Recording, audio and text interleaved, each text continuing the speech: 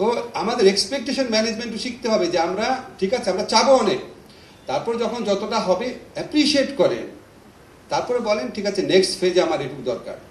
রাতারাতি করে ফেললে তো সব হবে না, আমাদের এক্সপেকটেশন ম্যানেজমেন্টও দরকার আছে। এখন এই সমস্ত কথা আমি বলতাম না, আমি সরকারে আসার পর দেখেছি আমরা যখন অ্যাক্টিভিজম করি মনে হয় কত সোজা আইন, এটা বললাম করে বললাম, এই আইনটা যার জন্য প্রয়োগ করবেন তাকে অ্যাকসেপ্ট করতে হবে না, তার গ্রহণ করতে হবে না, সে রাষ্ট্রের অংশ না, তাকে বুঝাতে হবে না, তাকে সেন্সিটাইজ করতে হবে না, আপনি উপর থেকে দিয়ে দিলে উনি করে ফেলবে। এটা এই কাজগুলো এত সহজ না। আমরা প্রাণপণে চেষ্টা করছি। যারা আপনার মনে করেন যে এরকম সংস্কার আরও দ্রুত হওয়া উচিত, আরও অনেক বেশি হওয়া উচিত, আপনাদের এই ভাবনা, আপনাদের এক্সপেকটেশনকে সম্মান জানায় বলি। বাস্তবে করা মানে এত সহজ সাধ্য না। এবং আমি বিশ্বাস করি ক্রমান্বয়ে যদি আমরা সংস্কার করি এবং ক্রমান্বয়ে সংস্কারের পথে যাত্রাটা যদি আমাদের অব্যাহত থাকে, তাহলে আমরা আরো একটা ভালো জায়গায় পৌঁছাতে পারবো। যারাই আগামী নির্বাচনে বিজয়ী হবেন, আপনাদের কাছে একটা অনুরোধ, আপনারা এই সংস্কারগুলো ধরে রাখেন।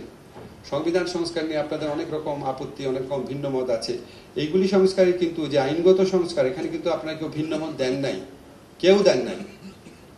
এমনকি উচ্চ আদালতে যে স্বাধীন সচিবালয়, সেটার পক্ষেও সমস্ত দল মতামত দিয়েছে। অন্তত এই আইনগুলা যেন কন্টিনিউটি যেন ধরে রাখা হয়।